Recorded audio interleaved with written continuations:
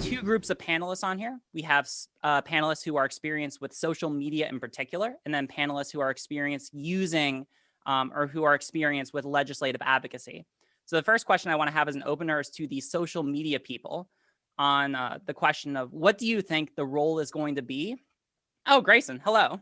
I'm asking the first question. For social media people, what do you think is going to be the role of social media going forward in national legislative efforts? And anyone can jump in. I suppose informing people in one sense. I mean, especially if we're talking about like LGBT rights. I mean, in the UK, for example, our press is just like hardline anti-trans. And so it only publishes like anti-trans stuff. So if anything positive happens, they just don't publish it. And people just don't know about it at all. And I know lots of people who follow me and similar UK trans accounts say, like, I only knew about this court case because you were talking about it, or I only know what this even means because you're talking about it. So I guess that's quite important, because if you don't know what's going on, you can't really do anything about it, can you? That's right. And also, by the way, I'm abridging this because originally I was planning for a 2-hour panel, but we have to bring it to 1 hour. So when people begin speaking, if you could please introduce yourselves, by the way. Oh, sorry. I sent out everyone's bios and short descriptions on social media, but just in the name of timeliness. Okay, I'm Katie Montgomery. Hi, I argue on the internet. I guess I would go next. So I'm Josie Rose Caballero. I am the project manager for the National Center for Transgender Equality, running the U.S. Transgender Survey, and I also stream on Twitch at Josie Rose C.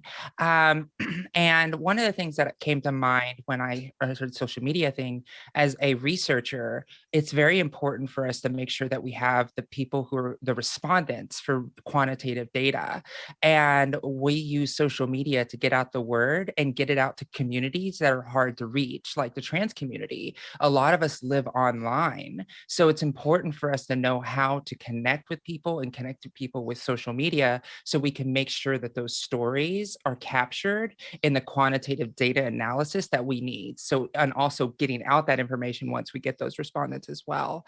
But social media is probably one of the largest tools that we have as researchers for the trans community to collect that data. So. Hi, my name is Dylan Burns. Currently, I am a political consultant with 21st Century Democrats Political PAC, and I was just reappointed on the Environmental Board in the City of College Park. I think that when it comes to social media use, there's two main uses, I think. Number one is disseminating information. Before, when you wanted to get the word out about LGBTQ plus activism, it was a lot of kind of backroom kind of, you had to do it through, say, magazines, or you had to do it through like clubs and hotspots for like gay activity, LGBTQ plus activity. But social media gives us a better way to reach people directly and inform them about events. Recently, I was with PG Changemakers and PG Pride, and we were doing a vaccine event and handing out toiletries completely free of service. It was a good way to kind of give like a good image to see how LGBTQ plus people are directly assisting people during COVID.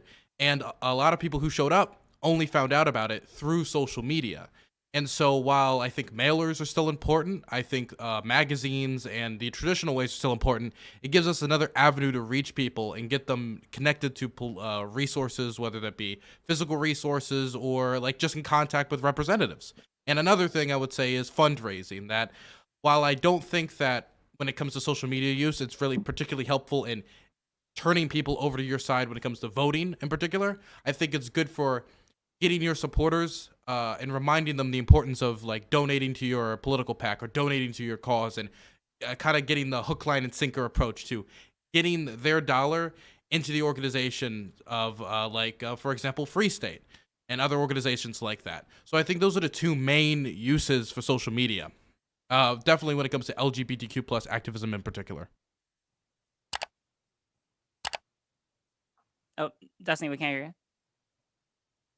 Well, who said I was talking to you? It's pretty Oh. presumptuous. No, I'm just kidding. Hey, my name is Stephen Bonnell. My online moniker is Destiny. I agree largely with what's already been said. I'm sure there's going to be a lot of agreement here. It seems like the most important thing in terms of like online spaces and LGBT people are the two sides of the same coin. You've got the dissemination of information, so getting updates related to health or care available or news stories out, and then also just the opportunity to find and join communities in an easier way that sometimes can be more challenging in real life, especially depending upon where you live. All right, thank you. And now to kind of piggyback off of that subject, a question to our legislative advocates. So the COVID-19 pandemic has affected all of our lives and all of our careers. I want to ask you all, with your work experience, especially recently, how did you primarily engage in legislative advocacy before the pandemic, and how did that change after it started? And anyone can go in any order. Sure, I'll go ahead and start. I'm Grayson. Before the pandemic, I was actually working on Capitol Hill for Texas 29, Sylvia Garcia, on the impeachment trial as well as the census. And currently I work with like servers, bartenders, hospitality professionals to help them create relationships with their local and state elected officials so that they can have a voice at the table when decisions are being made. I think this is a great question for me anyway, because that's kind of how I am now finding myself through social media. Capitol Hill, when the pandemic happened, a lot of us on Capitol Hill that were just beginning our careers kind of lost our jobs, and we're left to kind of find a new way to stay involved and, you know, restart our careers. And that involved learning a lot of social media and how people put that information out there. I think an interesting point, tying back to the question before, is that there's some tools that I've learned that social media has that we can't take advantage of. For example, like in Congress, we have particular rules and things that we have to go by, franking laws and things like that, as far as what mail we can send out, when, who we can contact, how many people we can contact, and things like that. And those are rules that people through social media aren't really beholden to. And so I think that if we're smart, we will be starting to look to how we can utilize those types of things to get that information that everybody's already touched on out there. And how do we turn that information to actual action and not just like, hey, here it is, but what are we doing with it? What's important? I think for a lot of largely online people like myself, I don't think we had to change too much in terms of how we did advocacy before and after. I know in the real world, the way that advocacy and outreach happened changed significantly, especially during the election season. Do you go to people's houses? Do you wear masks? A lot of the in-person advocacy was tuned down a lot for fear of the pandemic. But I think online, I think we already, for those of us that existed in the space prior to this, we already kind of had all the tools for communication, and we already kind of knew how to operate in this environment. And I think the pandemic just kind of gave more power to some of those voices online. That's what it felt like. So if you were positioned to take advantage of it, I think you did pretty well, both like in a monetary sense for viewers growing, and then kind of in an outreach sense in terms of platform growth and people kind of hearing your message. That makes sense. Representative Dylan, you're going to say something? Yeah. Well, before the pandemic, I was outreaching to a lot of people through Twitter. That's my primary thing. By the way, I'm Representative Tone She, her, House District 27 in Colorado, first trans person to be elected here in Colorado. And it was always really cool to interact with people online before, giving them relevant information. It's always like timely stuff. That's what's really important. And the pandemic really had so much information that came out, and we had to make sure people knew what the latest facts were, where to go find things, how to get testing, where to go if you felt sick, and then how to get a vaccine, and then how to get unemployment insurance. We had so many people who had to have unemployment claims. So making sure that people knew that I was actually helping people with that was super important, because people were going literally broke because they weren't working and they needed help. And they didn't know that they could actually reach out to me to help. And even if I wasn't their representative, I would still help them anyway, because I don't want to see them lose their house or lose their jobs or anything else that they might have because they didn't have an income coming in. So we really used social media and even email to some extent to make sure that we were reaching out with every latest update that was out there, because there was so much information in it, and I felt that I was a trusted source that people could count on. And I think that a lot of people view people that they follow on social media when they have a good reputation, that they are trustworthy. And that's really important because there's a lot of bad information out there and you have to sort through it. Yeah, makes a lot of sense. Jeremy, I see that, so we don't have you on camera, but I see that you have your hand up. Do you have any thoughts on the subject? Yes, I do. Thank you. Hello, and thank you, Riley, for putting this together. My name is Jeremy Lemaster. Pronouns are he and they. I'm the executive director for Free State Justice, formerly known as Equality Maryland. We do policy advocacy at the state level and provide direct client legal services for low-income LGBTQ folks. And so, I kind of have two kind of quick thoughts. The one really just on how the original question sort of on how legislation strategy has sort of changed for us in our state with the sort of pandemic. I think every state legislature is different, and the ways, and even within your legislatures, each individual committee may or may not have adapted to technology differently during COVID. But I know pre-COVID, the majority of our work was done sort of in Annapolis, like in the rooms, of our General Assembly, of attending these hearings, providing testimony, and kind of sitting in on voting sessions, just to kind of be a person in the room to kind of, more or less monitor, our representatives and ensure that they are, not sneaking in any sort of poison pill amendments, or that, they're not trying to kind of mess up, elements of the legislation we're trying to run. One thing that I noticed this session, when we started moving towards virtual environments, all of these things had to be, streamed on YouTube, and that allowed for a whole new audience that previously wasn't able to be in the room in Annapolis to be able to kind of just tune in and sort of be there present and watch. And I know for us, it was actually really helpful for some of our policies because, in our state, even though we're a super majority Democratic state, a lot of our Democrats still are very conservative in a number of ways when it comes to LGBTQ issues. And we had some of our committees where these conservative Democrats were really, who kind of pretend to be or proclaim that they're LGBTQ allies, were very much intentionally sort of messing up some of our legislation. And it was great to kind of have a sort of a record of that and to have an audience for that. And, I don't think these legislators realized that they were being watched. I think they gotten so used to only having like a handful of folks in a room, as they're kind of in committees debating. And so when we had this new audience, we had sort of these viral clips to be able to kind of rapidly deploy, send out, and to kind of really activate folks to really respond and kind of hold them accountable. And so I'm kind of excited to see what this is going to mean next session. I imagine that there's going to be a concerted effort to try to roll back this sort of increased, access and transparency to the process, and more of a re-emphasis on the kind of in-person, closed-door kind of style of policy making that they were used to. But I know that's on everyone's mind of, ensuring now that we've sort of opened this door, not to have it get closed again. And so I'm kind of excited to see how COVID plus social media has sort of even just changed the ways in which the legislative process is done, on the state level, because we don't really necessarily have like, C-SPAN or things like that. That's actually really interesting. Or sorry, go ahead. Can I ask a question about that? I'm actually really interested. On YouTube, there was a channel. I don't remember the lawyer. There was like a channel that blew up. And it was like, I think anybody could either join publicly, like this Zoom for a courtroom, or all of the court proceedings were uploaded onto YouTube. And it was funny because, a lot of people enjoyed watching. A lot of people laughed at some of the cases. A lot of people had input to give. And I think that ultimately by the end of that, this was like as you brought up, it's kind of like a new world. Like nobody's had that level of transparency before for some of these like local proceedings. I'm talking about a courtroom now, but you're talking about, like public meetings. Do you think that something like that going forward is a positive experience? Do you think that there are any negatives related to that? And ultimately, how do you feel like the legislators on both sides felt about that like ultra transparent environment?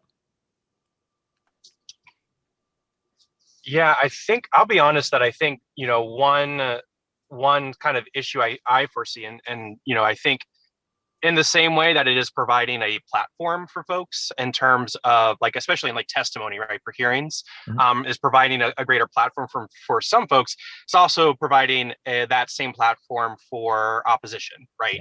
Yeah. And so even in our state, again, where in Maryland, you know, we haven't seen, you know, these, you know, blatantly anti-trans youth sports bans or bathroom bills or you know, whatever, you know, we don't have those legislation pieces coming up, but we still have individual, you know, representatives in our state and, you know, opposition folks, constituents who are any bill we're running, doesn't even matter what the bill is, they're kind of just using it as a chance to, you know, express their opposition to the community writ large, right? And so it's kind of that, you know, that double-edged sword piece of, you know, yes, we get increased, you know, platforming, but so does hate to some extent, and so that's kind of to that piece.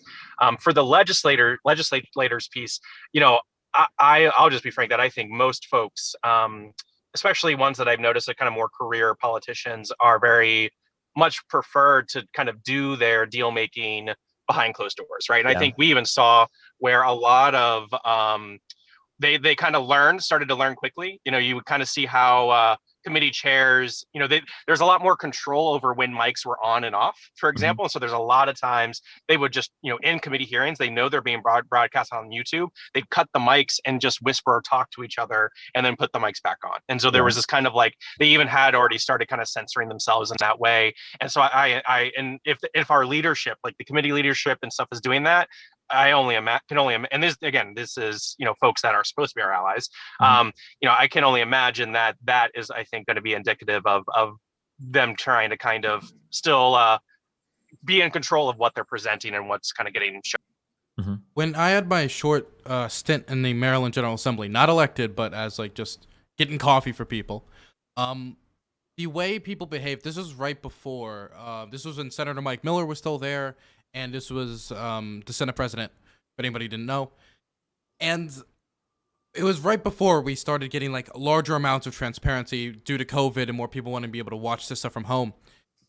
And the way people just behaved around even the interns was astonishing. I would hear like very like inappropriate comments at times about different minority groups. I remember once hearing like, this was during the time when a lot more women were running for office, and I was getting coffee for the like more conservative side of the aisle, and just hearing them like openly laugh at the idea of more women running. Like I thought a woman was gonna, like, I remember one comment, like something like one person saying, I thought a woman was going to run against me this year. Crazy they're doing that these days. And like later, just hearing like certain disparaging comments about Prince George's County and that type of stuff. It's hard for me to imagine that in a time of 1 to 2 years, that behavior has stopped, but it's going to be the more like, oh, we'll wait till after session to say this, or, oh, let's turn off the mic quick. Even in streaming and online stuff, you'll see like, hey, 1 second, let me mute. And then you'll just mute quick and you'll do the same thing. This exists in most places where stuff is live streamed. So I don't think it's going to mean like a complete change of culture, but it probably would mean that we're going to catch slip-ups a lot more on footage, and it would be easier to hold people accountable. So something I'm nervous about for these things is when in like legal world and law terms, there are words that mean something very specific, and then in colloquial use, they mean something completely different, or, you know, with slightly different meaning. And if you're watching all these like live stream legal stuff, it could be very easy to misinterpret or even willfully misinterpret some of the stuff they're saying, and, you know, instantly blow it up to a huge platform before any experts or journalists have got to cut in and then like set the narrative very fast. And I know like the anti-trans people are doing that whenever they get to go and live tweet a, you know, a court case or something. They're always spinning the most ridiculous narrative that the newspapers will just publish before they've even read like the judgment or anything. So I guess there's something to be nervous about with that too. Yeah, it's not even the most ridiculous narrative. Sometimes it's the most harmful. I've noticed, I was working on the Fight for 15 in DC to remove the tip minimum, and we were actually successful, but we had enough outside lobbyists come in and rally and tell bartenders and servers and hospitality professionals that like, hey, if you remove the tip minimum wage, you're not going to make tips anymore, and you're going to make less money than you ever made. and this is going to be awful for you. Have you looked at what's happening in New York? Da, da, da, da, da. And next thing you know, the city council actually rolled back what voters had wanted, right? Voters wanted, and it was just a simple messaging, right? It was a ton of social media and people coming out there, and it was simply saying, save our tips. That was it. And it had people who worked and made tips scared and showing up to tell city council, like, we don't want this. We don't want tips. We don't want, and I could see how that might also be used even in LGBTQ circles. Arlie, Yeah. I saw that you were going to speak earlier. Do you have any thoughts? You can speak on anything that we've been talking about.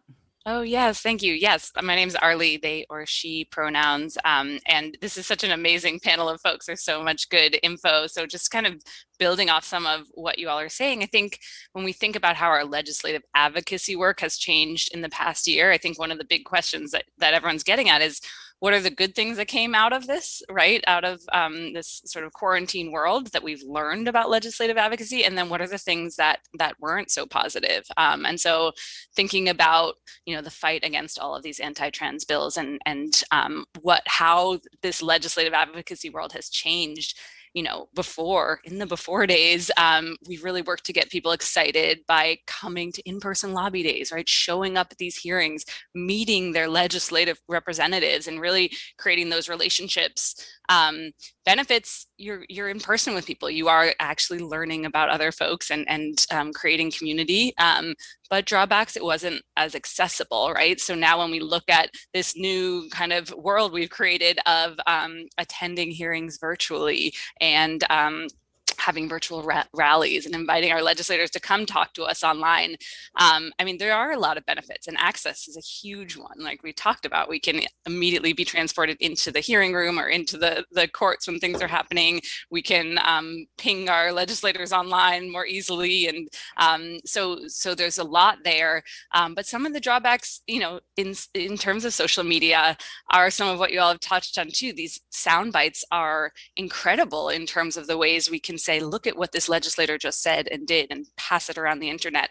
But it can work in harmful ways too, because we're not creating those more lasting relationships and those in-person kind of connections with people.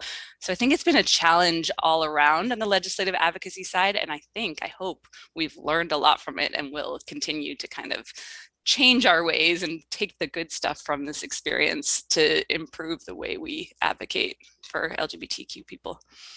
Yeah, that makes a lot of sense. To kind of piggyback, so changing the subject a little bit, but kind of keeping with the theme, this is a question mainly for the social media people. So we talked a little bit earlier about some of the main uses for social media, mainly disseminating information and for fundraising. But each of you I also invited because it seems that you have a particular interest in advocating legislative efforts for LGBTQ+ people. So what have you found to be the most effective and least effective strategies for actually mobilizing people, mobilizing your followers and your base to take action? For example, like what platforms have you found to be the most effective? Like have things like hashtags or other kind of like small strategies on social media more effective or less effective? Like what have you found to be useful for actually getting people to go out and do things like canvassing or talking to their representatives or their legislators? I think that when it comes to political advocacy, I think that different people fill different roles. And traditionally, I think it's really hard online to get people to do actual in-person advocacy because the audiences that we're connected to aren't restricted to a specific locale. So even for a federal initiative, there's going to be 50 different states in the US that you would have to get people to show up to events for, which can be really challenging. Or not even challenging. It's more like, I don't even know how you would know how well you're doing with any of that type of advocacy, because it's hard to track data, like how many, like, can I get a survey and how many of you showed up in this state and this state and this state and this state and this state? So it feels like if you're doing online stuff in general, it's going to be a lot harder to see the results of kind of that in-person advocacy. So obviously I did in-person canvassing events, which I thought was a lot of fun. But that type of stuff requires like a deliberate, concentrated effort. It requires a lot of time. It requires requires a lot of money. It requires a lot of organizing. Personally, for me to get people to show up and do stuff, I think it was two major things.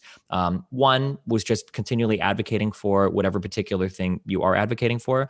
So for me, it was a mayoral race in my hometown, and then it was a Senate race. But then the other, probably more important thing was just showing up and being there, because people want like FaceTime with, whatever influencer, talent, artist, whoever they identify with, that's going to show up there and work as well. When it comes sorry, go ahead. You can go ahead. It's fine. Okay.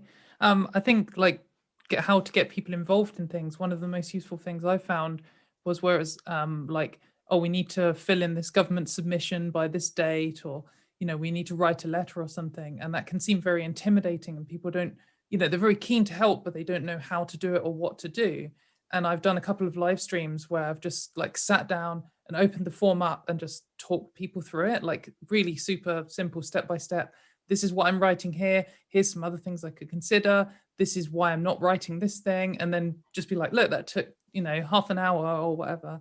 And I think that's made a big difference, because, so many people want to help and just don't know where to start. I've tried to organize events before using the internet, particularly on the council level. And the biggest issue I always ran into is when you just make a post, you can just hope people show up, but you never really know if someone's going to show up if you just make a post. It's so important to have that one-on-one communication with people.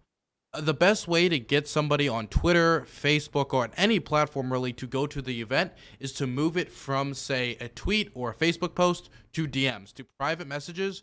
Like, hey, I saw you like this post. Here's more information I can give you. Here's some the actual date and time. Or maybe you can be guilt them a little bit, hey, I actually got the supplies already ready for you. I'm super excited for you to come on. Do your best, whatever you can in that private communication to be we want you here and we value your participation.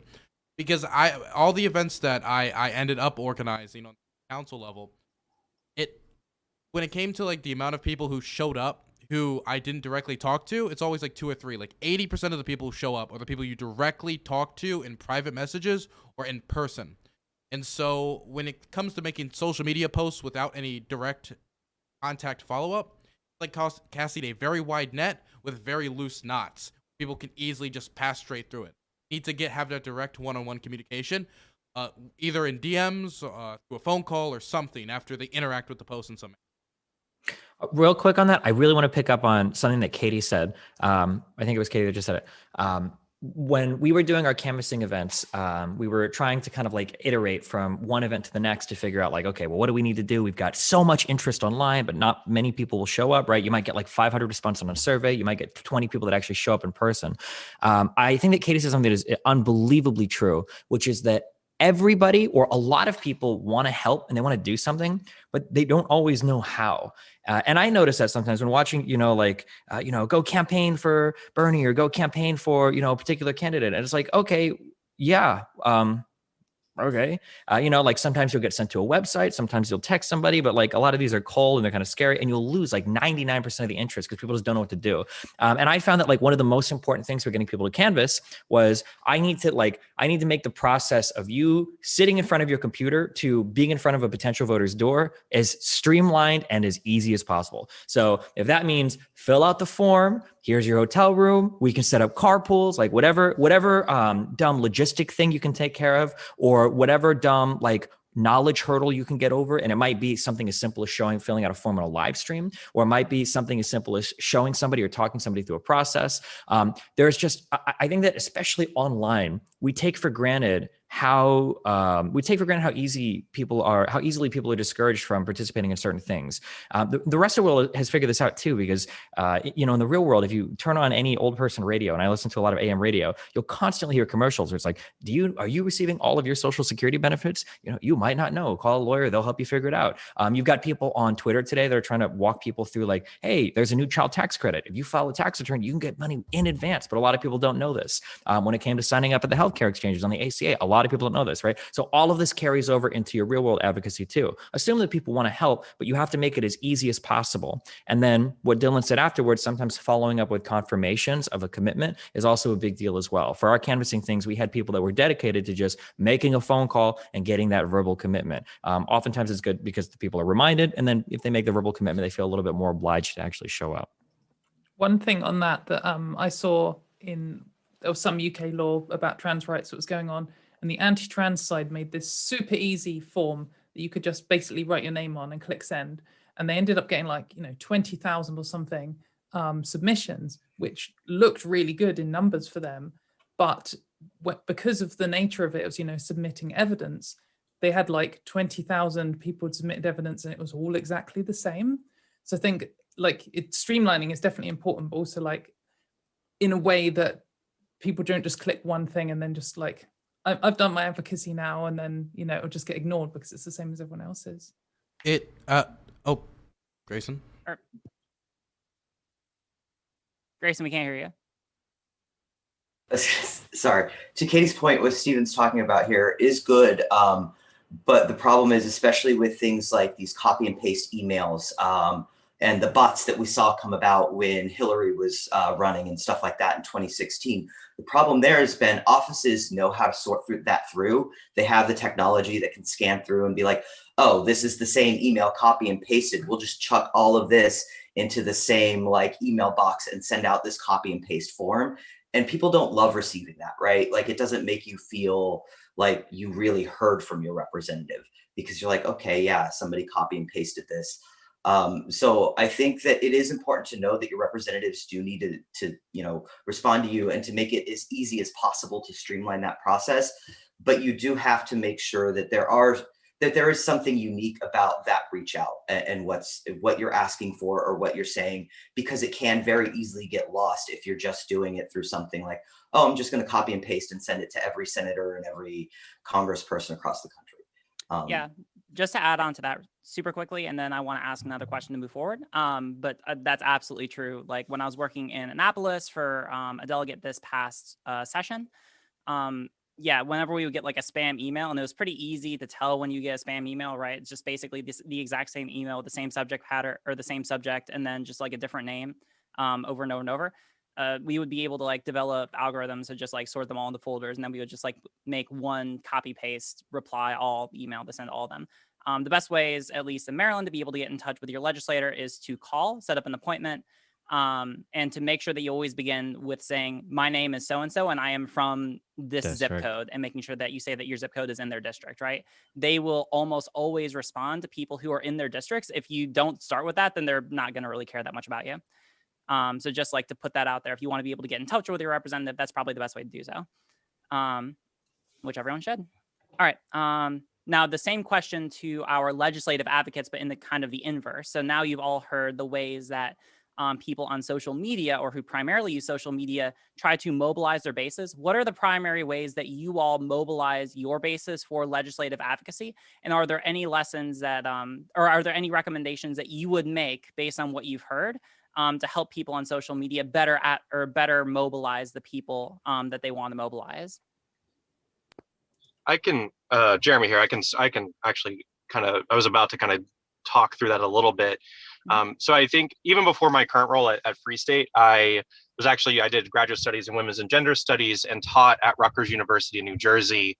And I started teaching there, I think 2011. And in our, feminism, 101 courses, we had a dedicated content to what we called social media feminism, and feminist knowledge production in social media spaces. And we specifically, students would set up their own Tumblrs, because Tumblr circa 2010 to 13, I think, was its own little knowledge, feminist knowledge production bubble to some extent. And really just demonstrating how social media can function as consciousness raising, right? So the same way we had consciousness raising groups for many different social movements, across space and time, social media can recreate those same environments. And I think for me, that is the challenge that I've been facing with in the sort of legislative advocacy piece of, really before we can even get to a stage of a policy, right, and getting support for a policy, there's like this under kind of like education that needs to occur. And I think for me, case in point is really kind of, in Maryland, we were working with a coalition to decriminalize failure to obey a lawful order, just because it was, being shown to disproportionately being used against a number of different communities, including, trans folks and trans folks of color. And it more or less is an arbitrary way for folks to get sort of stopped and harassed or detained and booked. And in that process, we started kind of engaging with potential voters constituents and legislators. And we quickly realized that, in thinking about homeless folks or sex workers or things like that, that they don't even think of them as like people or as community members. And that we had to even kind of go 3 steps back to actually do concerted education around what it means to be homeless or in survival sex work or, in these different spaces, right? And so it was like we had to go 3 steps back and actually just focus on education on these base issues. And so to some extent, it's, I see it now, and now is like there's some value in the ways in which social media has sort of allowed for even like feminism, right? For like this kind of rapid diffusion of things like intersectionality or like the rapid diffusion of like gender neutral pronouns, right? And that I think like 20 years ago wasn't really a thing.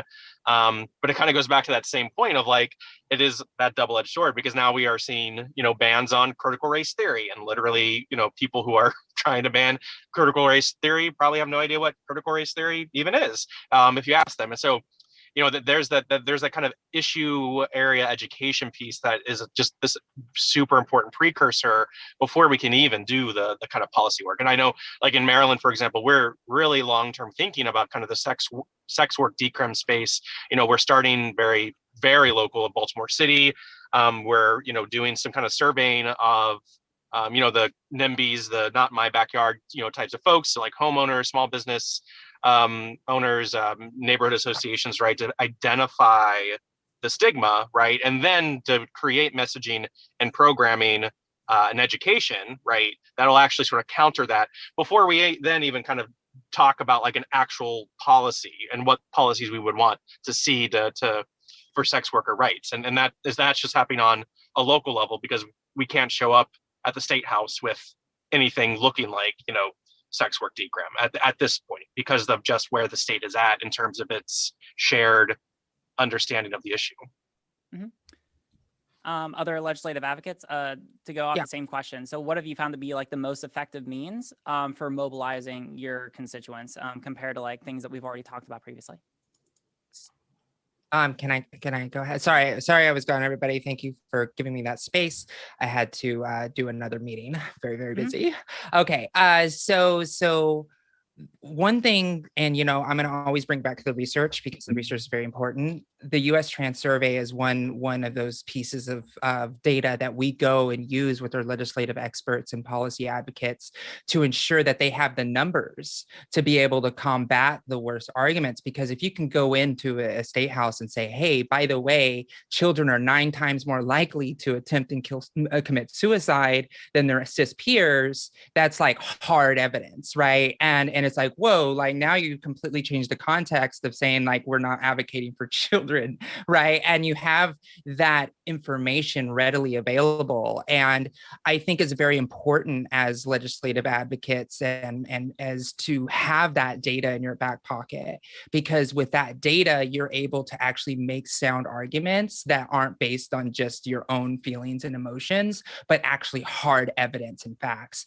And I'm telling you, when you bring out a statistic that say, hey, kids are dying, you will activate a lot of people to be able to fight for your cause, because I mean nobody wants children in their hands, right? So it's really important that we have that type of data, as well as just the discrimination piece, as well as how half of trans people don't seek medical help because they're afraid of discrimination or having to explain their own medical care to their doctor, right? Like just stats like that shows we're able to use that data. So yeah, I'm a quantitative data girl, so I'm going to keep bringing that up for this entire process.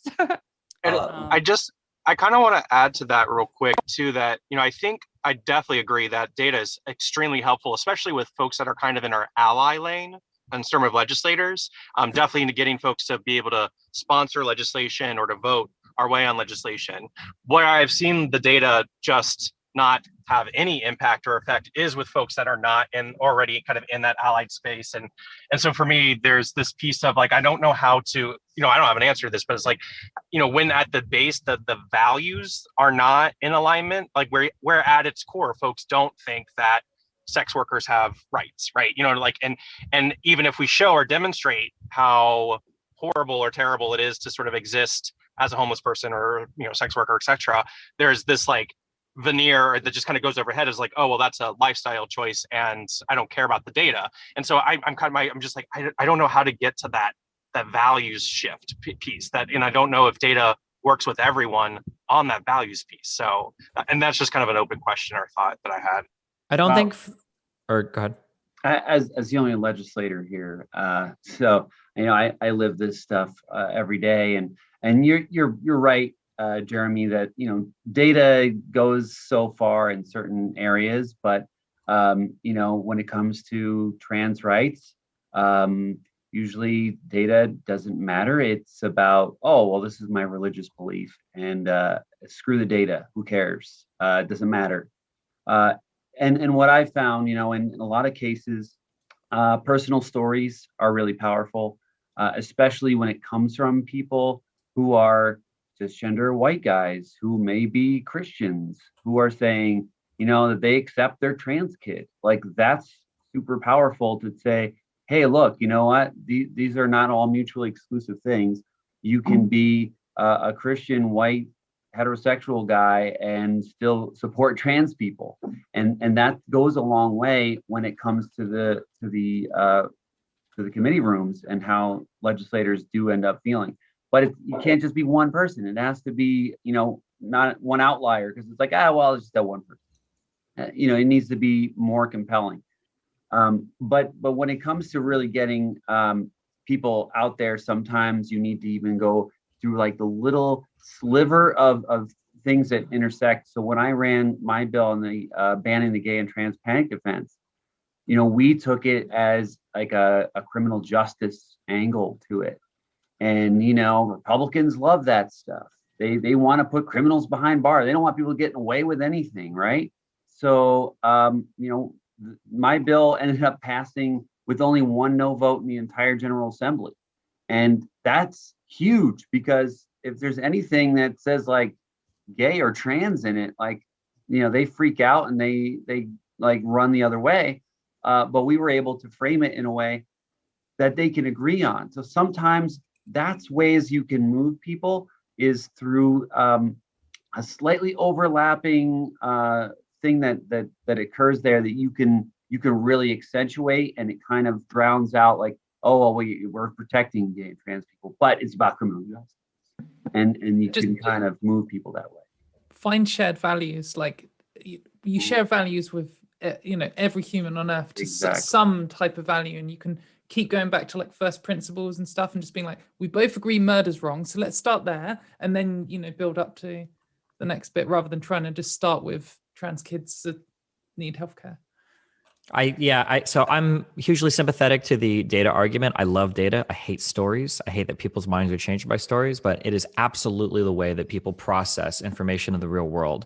And I would actually amend some of the early statements. I don't think you have to find that sliver of values where you align. I think that most people align fundamentally, like 95% of their values. There's usually just one stupid thing or concept that they have related to an issue that's just keeping them completely on the other side of the fence.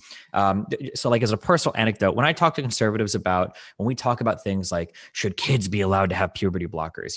The framing of that is always like these crazy malicious psychiatrists that are coming from gender theory schools to feed, puberty blockers to turn your children into February, like whatever crazy stuff they have. Every single parent, but every single parent has had some issue with their child, be it medical, be it behavioral, be it something. Every parent has had that experience of having an issue with their child. And there is so much stress and anxiety that goes into that. Is my kid normal? Did I do something wrong? is this particular thing that he has, is this going to mess up his life? Is that my fault? And I think that when you reframe, like I've done this a lot with the puberty blockers argument, when you reframe that, like that cold, detached, here are the stats, here are the, and it's more like a, hey, does your kid have ADHD? Or does he have some other type of behavior problem? Can you imagine if you're trying to figure out as a parent what the best like path forward is, and you're having a conversation with your doctor, and it's between you, the doctor, and your child? Could you imagine like some third party that has no stake whatsoever in the well-being of your child trying to insert themselves into that conversation?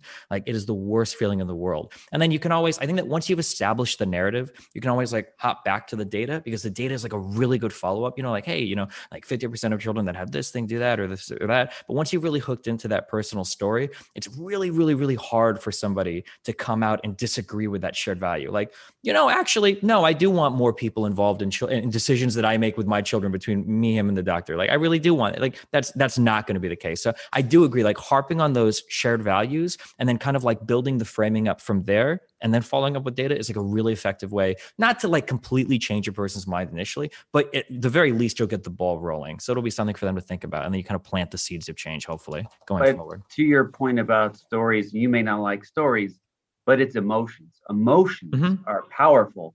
And what does the other side do all the time to get their points across? They use the most powerful emotion, fear. Of course. Fear is a powerful motivator. And, you know, if you just suggest like a trans person's going to do something horrible to someone in a bathroom, like nobody wants to support something that might end up having that outcome. And so, you know, we need to be really careful and clever in how we can turn that around and maybe make the fear in the opposite direction, because they have really powerful fear motivation against the trans community, and that's really hard to overcome in a lot of people. Arlie, I actually want to follow up with you on this, because I'm really interested in your perspective on this, being the campaign strategist with the National Political Advocacy Department at the ACLU. So kind of piggybacking off of these questions, I guess we'll kind of put them together. What have you found to be the most effective means at a larger national scale to be able to change people's minds when they come from these kind of mentalities, and also to be able to mobilize your base to be able to engage in advocacy in the ways that we've been discussing? Yeah, for sure. There's so much good conversation going on. It's exciting. But yeah, I think Riley, what you're saying, and the way you've brought together our social media world and our legislative advocacy world, it's like, I mean, we're nothing without each other, right? And, you know, there's that phrase of if a tree falls in the forest and no one's there to hear it, doesn't make a sound, right? Like, if we pass a law in the legislature and no one's in the room and no one knows about it, does it matter? No, right? So I think, you know, as the ACLU and in concert with so many of your organizations and this LGBTQ advocacy work and world, our jobs are to get people involved and caring, and that is the work that makes the law pass and the law matter. So you know, a lot of the work we do in the political advocacy department, and I think, you know, what all of you are doing every day is really, you know, bringing people up the ladder of engagement, as my amazing organizer friends have really taught me. How do we get someone to take a small action on it and show that they care about it? How do we get them to get action? How do we get them to host a thing? How do we get them to really be behind moving this forward? And in that process, changing hearts and minds and getting people to understand who we are. So yeah, I think, you know, that social media world is such a huge part of it. And I think a lot of our work is, I mean, you know, taking those data pieces, taking the stories and the personal connection, putting them all together and trying to influence people in the best ways we can to get involved, because that's the only way that we're really making a difference. So yeah, that makes a lot of sense. I think one of the most successful things I have ever seen as far as like getting people to stay involved long term, and it wasn't a massive group of people, it was like 4 or 5, but they stayed involved long term with multiple issues within this same district in California. And it was because they adopted this thing that was done by Hakeem Jeffries. It was called Congress on Your Corner, or Summer Sessions. It was literally, we would just show up. We wouldn't wear our ties or anything like that. jeans, t-shirt, whatever. And we'd hang out on the corner and we'd talk to people that lived in the district and just be like, hey, what's going on? What's affecting your lives these days? What's happening? And we do that every few weekends. And by doing that, we had the opportunity to follow up with some of the same people. And those people, came to us later and were just like, yeah, I never looked at politics as anything for me to be involved in. I just, as long as, I needed or had what I needed, I was happy. It didn't matter. I didn't think y'all cared, but you all are out here every week talking to us. And now we have a personal relationship and we talk. And that allowed that opportunity to share those stories and that data and all of these things that, we talk about that really drive, this action. And it was really cool to see it not just be like a one-time action, but people continuously be involved.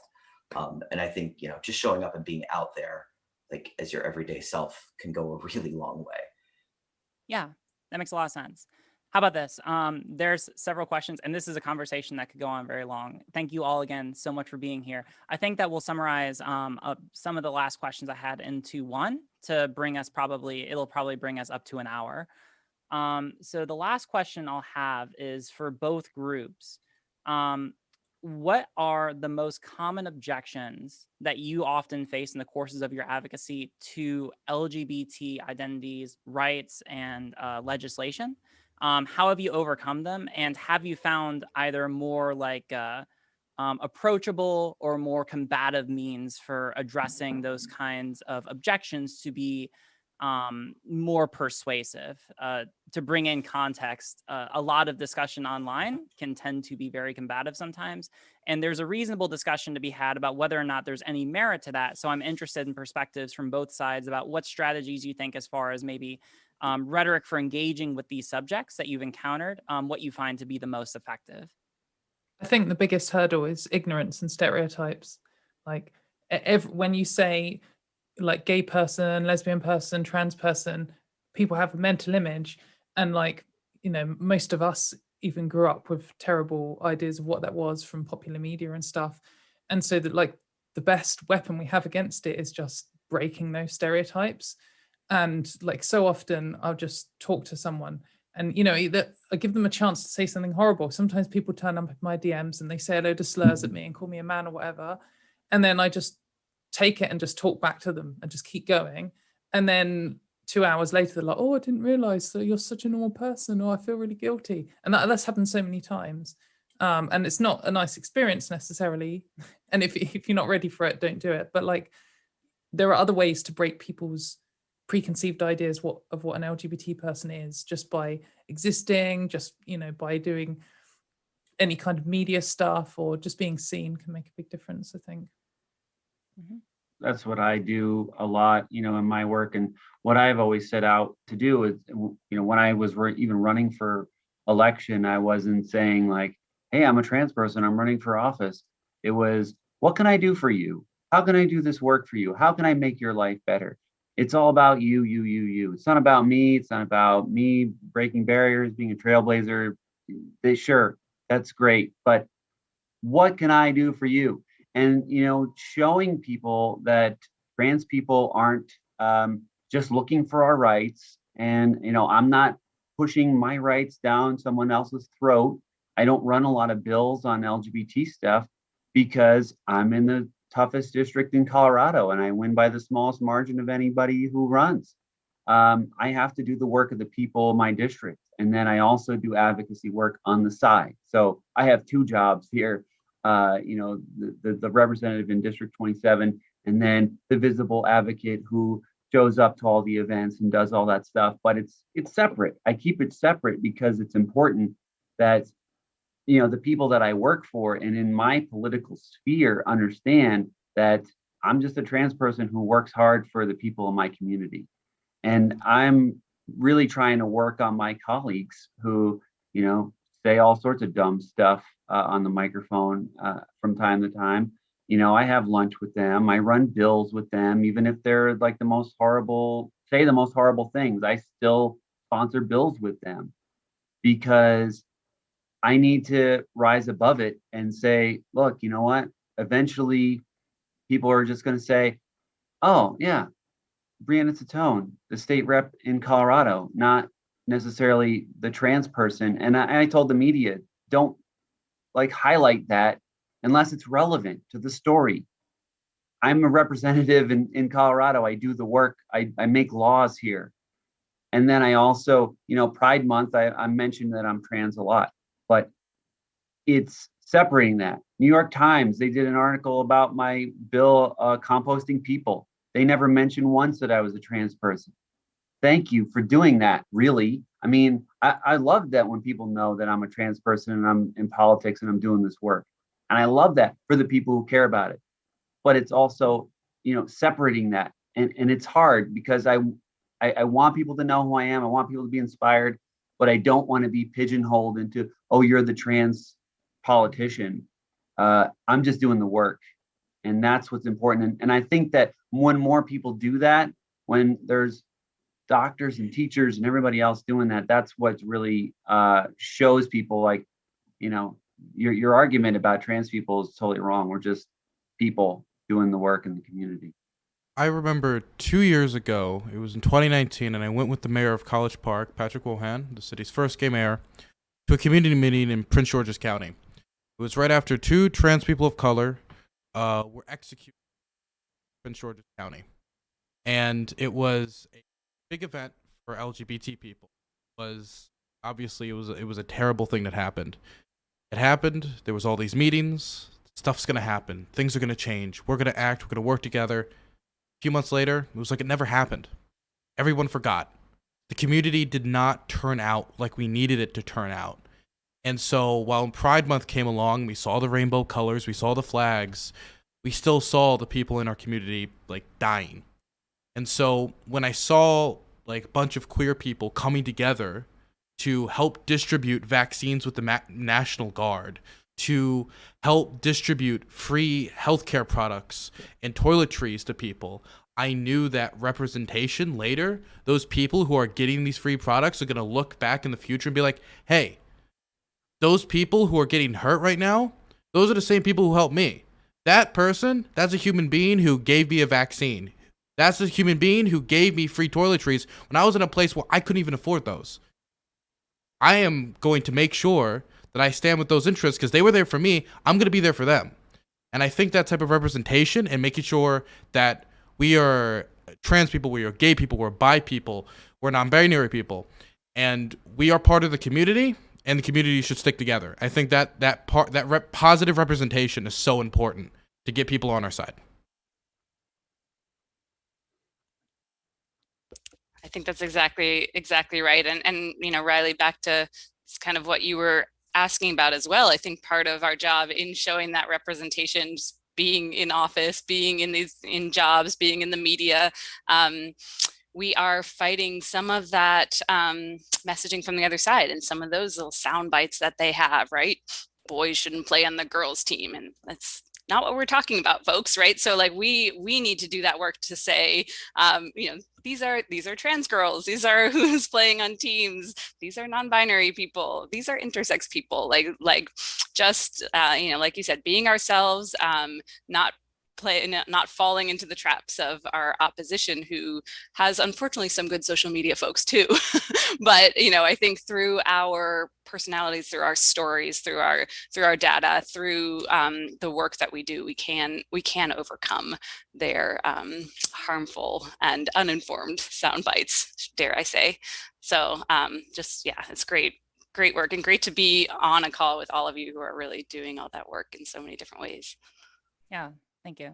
I think actually, to summarize, because we are coming up on an hour, so let me say again, thank you all so much for being here. I will respect all of your time. Just to emphasize the point, I don't know how many people are watching on other people. We have several other people who do social media on here, who may or may not be streaming right now. I have at least 500 people who are watching right now. And it's really cool to think that there's at minimum 500 people who have been able to take a lot away from this conversation, and who hopefully can be able to do a lot better legislative advocacy on their own, and using social media. So yeah, it's just really cool. I've really enjoyed this conversation. If everyone wants to say goodbye and shout out who they are and just kind of give like an outro or whatever you want to do, then you are more than welcome. But we'll wrap up the panel. So thank you all so much. Thank Hey, you, everybody. Riley. Thanks. I'm Brianna Tone, Brianna for CO on Twitter, Brianna for Colorado, Instagram, and Facebook. And eventually I might get on Twitter. It's my goal. Don't do it. It's horrible. I mean, no. I mean, not Twitter. TikTok. Oh. That's- Oh, yeah. I'm committed to get on TikTok. It is. Yeah, no, it's Already actually on Twitter. randomly last night I posted a video there. It's already got like, I think about 5,000 views from posting at like midnight last night. Like TikTok is weird and very different from YouTube, but I am figuring it out. Let's talk. I need help. Well, certainly. Well, hey, talk to me if you ever need any help. Thank you so much.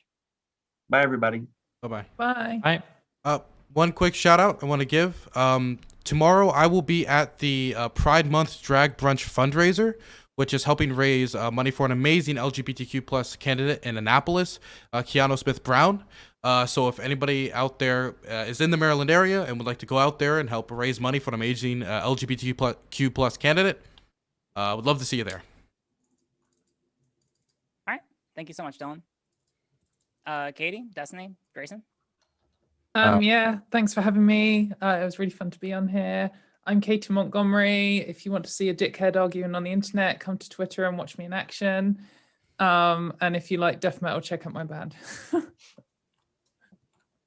And happy Pride Month. Yay. Yeah, happy Pride Month. I'm Stephen Bunnell. People know me online as Destiny. Thanks for inviting me. It was a fun chat. Yeah, thank you so much for coming. I really enjoyed it. If you want to chat after, then you can, or not, or whatever. Yeah, sure. Just give me a call. All right, sounds good.